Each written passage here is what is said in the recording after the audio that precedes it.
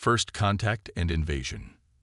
The skies over Manhattan darkened without warning on an otherwise ordinary Tuesday morning. What meteorologists initially mistook for an unexpected storm system revealed itself as something Earth had long theorized but never confirmed. First contact with an extraterrestrial civilization. Commander Sarah Chen stood on the roof of the United Nations building, binoculars trained upward as the massive ship broke through the cloud cover. Sleek and obsidian, it resembled nothing so much as a massive arrowhead pointed directly at the heart of humanity's greatest city. "What's the status on evacuation?" She barked into her comm unit, never taking her eyes off the vessel. "Gridlock on every bridge and tunnel, Commander," came the strained voice of her second-in-command. "We're looking at 6 hours minimum to clear the island." Sarah lowered the binoculars, her expression grim. "We don't have 6 hours." The ship above them seemed to pulse, a ripple of energy cascading across its metallic surface. Sarah had spent 15 years in Earth's newly formed Space Defense Force, analyzing potential first contact scenarios. Nothing in their simulations had prepared them for this. Across town, Marcus Reed was elbow-deep in the guts of a power relay when the lights flickered. The brilliant engineer with a knack for improvisation, he glanced at his diagnostic panel, then up at the ceiling as emergency sirens began to wail. "What the hell?" he muttered, wiping grease-stained hands on his coveralls. The building shuddered, and his coffee mug danced across the workbench before shattering on the floor. Marcus stumbled to the window just in time to see a beam of vivid purple light spear down from the alien ship, slicing through the Chrysler building like it was made of paper. The iconic spire collapsed in slow motion, a cascade of steel and glass that seemed almost beautiful in its destruction. "Oh God," he whispered. The beings called themselves the Draken. Their message, broadcast on every frequency and device capable of receiving a signal, was chillingly simple. Your world is now part of the Draken Imperium. Resistance is futile and will be met with exemplary punishment. Your technology is primitive, your defenses inadequate. Submit, and some may survive to serve. Humanity's response was immediate and unified. From the beaches of Normandy to the streets of Seoul, from the Australian outback to the Amazon rainforest, the answer echoed back: Earth is not yours to take. The first wave of Draken ground forces descended on major population centers within hours. Tall, six-limbed creatures with exoskeletons that shimmered with an iridescent blue-green hue, they moved with unsettling grace. Their weapons discharged bursts of energy that didn't just kill, they disintegrated, leaving nothing but scattered atoms where humans once stood. Sarah Chen found herself leading a hastily assembled defense force in Central Park. The remnants of 3 military units had converged there, shell-shocked soldiers clutching weapons that seemed woefully inadequate against the alien onslaught. "Hold this line," she shouted, firing her sidearm at an approaching Draken warrior. The bullet pinged harmlessly off its armored hide. "Aim for the joints, the connections between plates." A young private beside her adjusted his aim and fired. The Draken stumbled as the bullet found purchase in the softer tissue between its chest and arm plates. Black ichors sprayed from the wound. "They can bleed," Sarah realized aloud. "If they can bleed, they can die." Across the city, Marcus had gathered a group of fellow engineers, electricians, and mechanics in the basement of the New York Public Library. They huddled around a collection of salvaged electronics, tools, and one partially dismantled Draken weapon recovered from a fallen invader. "Their tech operates on principles we've theorized but never implemented," Marcus explained, carefully separating components with a microtool.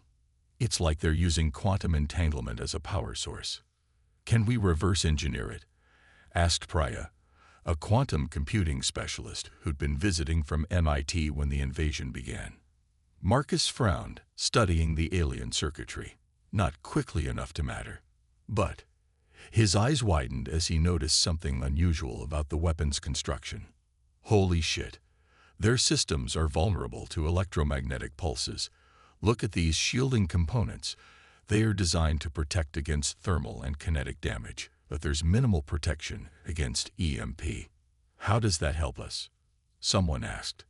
We can't exactly detonate nuclear weapons in our own cities. Marcus grinned for the first time since the invasion began. We don't need nukes.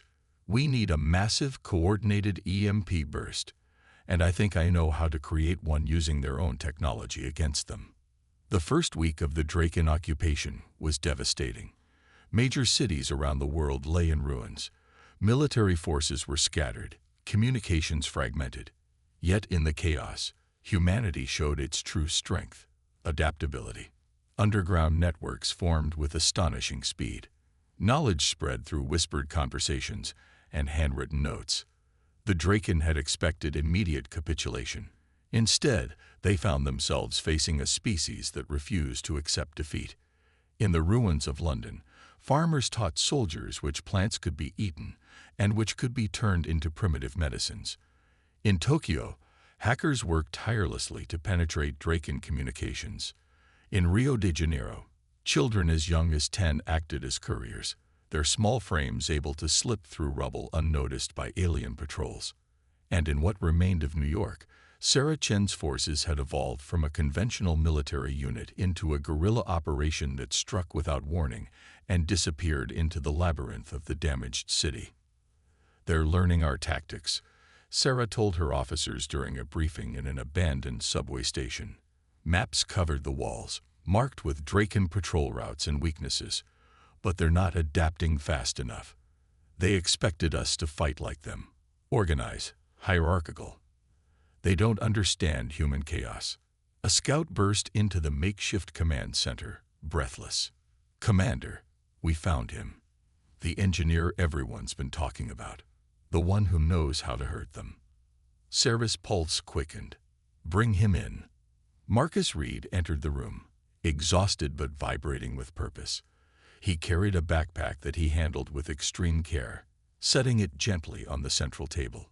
Commander Chen, I'm Marcus Reed, and I think I found a way to send these bastards back to wherever they came from. Sarah studied him carefully. I'm listening. Marcus opened the backpack, revealing a device cobbled together from both human and Draken technology. Their ships, their weapons, their armor. It all runs on the same basic power system. And that system has a critical vulnerability. He explained his discovery, that the Draken technology, for all its advancement, had a fundamental weakness. Their quantum entanglement power sources were susceptible to targeted electromagnetic disruption. One burst won't be enough, Marcus continued, but a synchronized global network of EMP devices modified to target their specific frequency. It could knock out every piece of Draken tech on the planet simultaneously. Sarah frowned. We'd be hitting our own systems too. Yes, Marcus acknowledged, but we can rebuild. We've been using electricity for less than 200 years. Humanity survived without it before. We can do it again. Temporarily, at least. Sarah studied the device, then looked around at her officers. How long to build enough of these? With global coordination, 2 weeks, maybe less if we can get the word out fast enough. Sarah nodded slowly, decision made. Then we have our mission. We give humanity a fighting chance. She turned to her communications officer. Get word to every resistance cell we can reach. We need parts, we need builders, and we need perfect synchronization. As the officers dispersed to begin the massive logistical operation, Sarah pulled Marcus aside. This plan, what are the odds it actually works? Marcus met her gaze steadily. Honestly, I don't know. But right now, any chance is better than none. Sarah nodded. Then we take that chance, because Earth is not theirs to conquer. In the shadows of the devastated city, humanity prepared for its counterattack. The Draken continued to believe their victory was inevitable, unaware that the supposedly primitive species they had invaded was about to teach them a lesson they would never forget. Underestimate humans at your peril. Turning the tide. Dawn broke over a changed world on the 23rd day of the Draken occupation. In hidden bases scattered across all 7 continents, human resistance fighters prepared for what might be their final coordinated action. Sarah Chen stood before a makeshift assembly in the cavernous Grand Central Terminal, now converted into the New York Resistance headquarters. Hundreds of faces looked back at her, some military, many civilian, all bearing the haggard look of people who had endured the unendurable. "Today," she said, her voice echoing through the vaulted ceiling, "we remind the Draken that they made a fundamental mistake when they came here. They saw our divisions and thought us weak. They saw our technology and thought us primitive. They saw our planet and thought it theirs for the taking." She paused, eyes scanning the crowd. "But they failed to understand one critical thing about humans. We don't break. We bend. We adapt. We transform. But we do not break." Marcus stood at a control station nearby, making final adjustments to the master EMP device. Similar scenes were playing out in resistance strongholds worldwide, from the catacombs beneath Paris to the mountain caves of Afghanistan, from the Amazon rainforest to the Australian outback. The plan was elegant in its simplicity yet monumental in its coordination. At precisely the same moment, resistance cells around the globe would activate EMP devices specifically calibrated to the frequency of Draken technology. The resulting electromagnetic pulse would, in theory, disable every piece of alien tech on the planet simultaneously. Of course, it would also fry most human electronics as well. The cost would be enormous, but the alternative was extinction. "Communications check," Sarah ordered. Using a patchwork of old radios, satellite phones, and even Morse code relay stations, they confirmed that resistance groups worldwide were in position. Marcus approached her, wiping sweat from his brow. "It's ready. Once we start, there's no stopping the cascade." Sarah nodded. "How long do we have after activation?" 30 seconds before the pulse discharges." She turned to her communications officer. "Give the command. Synchronize to 1200 hours GMT. Exactly 30 minutes from now." As the order spread across their makeshift global network, Sarah found a quiet corner to collect her thoughts. If this failed, there would be no second chance. The Draken would realize what they had attempted and eliminate even the possibility of future resistance. Marcus found her there, his own expression a mirror of her concern. "I keep thinking about something my grandfather told me," he said quietly. "He fought in World War I. He said that when facing overwhelming odds, remember that courage isn't about not being afraid. It's about being afraid and doing what needs to be done anyway." Sarah smiled faintly. "Wise man, your grandfather. He would have liked you. Stubborn as hell, both of you." For a moment, they shared a genuine laugh, perhaps the first either had experienced since the invasion began. The moment was shattered by a distant explosion that shook dust from the terminal ceiling. Sarah's radio crackled to life. "Commander, Draken forces converging on our position. They know something's happening." Sarah and Marcus raced back to the control center. The master EMP device sat ready, its countdown synchronized with others worldwide. 15 minutes to activation, Marcus reported, checking the timer. Sarah grabbed her rifle. "Then we hold them off for 15 minutes. Defensive positions." Outside, the distinctive whine of Draken hovercraft grew louder. The aliens had somehow detected the unusual energy signatures of the EMP devices as they powered up. Now they were launching a coordinated strike against resistance strongholds worldwide. What followed was 15 minutes of desperate combat. Resistance fighters used every trick they had learned over 3 weeks of guerrilla warfare, bottlenecking the Draken forces in subway tunnels, using improvised explosives to collapse entryways, creating chaotic crossfire situations that negated the aliens' superior weaponry. In the control center, Marcus worked frantically to protect the EMP device as the battle raged closer. 5 minutes remained on the countdown when the first Draken warriors broke through to the main concourse. "We can't hold them," shouted a resistance fighter as blue-green energy bolts cut down his comrades. Sarah knew he was right. They would be overrun before the device activated. She made a split-second decision. "Fall back to secondary positions," she ordered. "Marcus with me." As the resistance fighters executed a fighting retreat, Sarah and Marcus disconnected the master EMP device. It was heavy, requiring both of them to carry it. "Where are we going?" Marcus gasped as they ran through a service corridor. "Up," Sarah replied grimly. "If they're jamming us somehow, we need height. And I need you to recalibrate this thing for a focused blast, not a wide one." Understanding dawned on Marcus's face. "You want to hit their command ship directly. Can you do it?" He nodded. "I can try."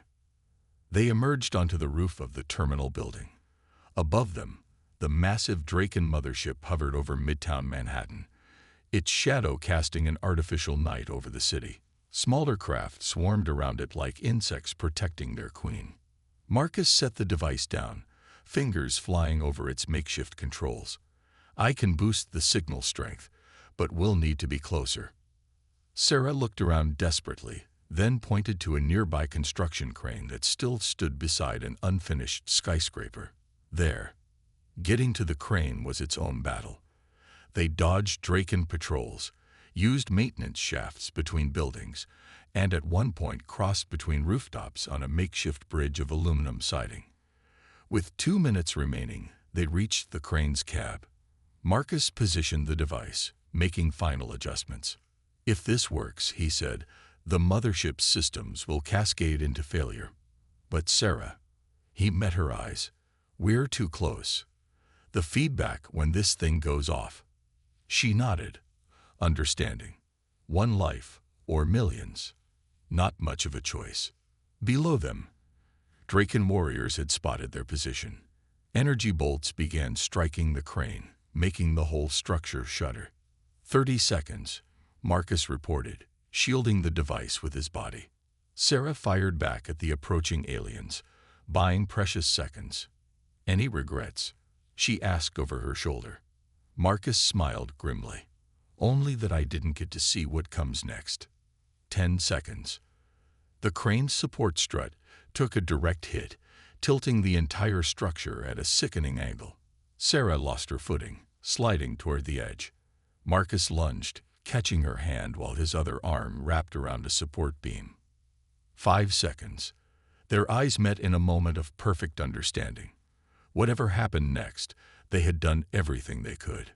"For Earth," Sarah whispered. The device activated. The pulse was invisible, but its effects were not. The Draken mothership seemed to shudder in midair. Lightning-like energy crawled across its surface as systems failed catastrophically. Smaller craft plummeted from the sky. On the ground, Draken warriors collapsed as their exo-armor locked up, trapping them inside. The crane, already damaged, gave way completely. Sarah and Marcus fell, still holding onto each other as the structure collapsed around them. They never hit the ground. A beam of golden light enveloped them mid-fall, and they found themselves standing in a chamber unlike anything Earth had ever produced.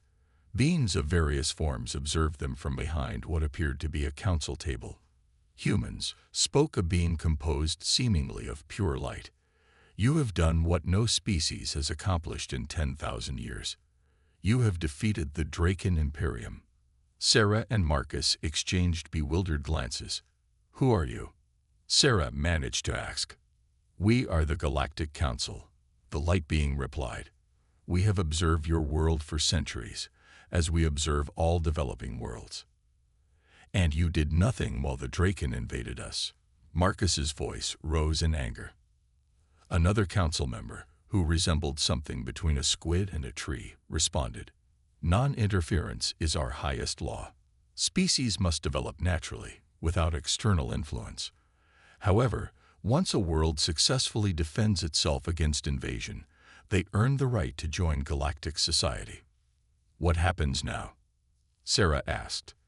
"The Draken will be sanctioned for their illegal conquest attempt," said the light being. "And a new law will be added to Galactic Code, born from your world's remarkable resistance. Earth is henceforth protected. No species may attempt its conquest again. Just Earth." Marcus pressed. What about other developing worlds? The council members shifted uncomfortably. You misunderstand. The law will not just protect Earth, it will specifically warn against attempting to conquer human territory. Your species has proven uniquely dangerous when threatened. When Sarah and Marcus returned to Earth, they found a world forever changed. The pulse had worked globally. Draken forces were disabled planet-wide, their technology rendered useless. Human society faced years of rebuilding, but for the first time in weeks, people walked the streets without fear. The Galactic Council made good on their promise. A massive beacon was placed in Earth's orbit, broadcasting a simple message in every known language of the galaxy. By decree of the Galactic Council, Earth and all human territories are interdiction zones. The species known as humans have demonstrated exceptional resistance capabilities and unconventional problem-solving. Attempted conquest will result in severe consequences both from humanity and the Council. This is the only warning you will receive. In the years that followed, Earth rebuilt. Human technology advanced rapidly, incorporating salvaged Draken principles, but developed along uniquely human lines. When Earth finally developed its own interstellar capabilities and ventured into the galaxy, they found something unexpected. They were already famous. Throughout galactic civilization, one rule was understood by all spacefaring species: Earth is not yours to conquer. Underestimate humans at your peril. Sarah Chen eventually became Earth's first ambassador to the Galactic Council. Marcus Reed led the engineering corps that developed humanity's first faster-than-light drive. Together, they embodied the spirit that had saved Earth: determination, ingenuity, and the absolute refusal to surrender. In the Great Library of the Galactic Council, a simple plaque commemorates the Earth-Draken War. It bears just 6 words that have become something of a galactic proverb: the only rule aliens should never break.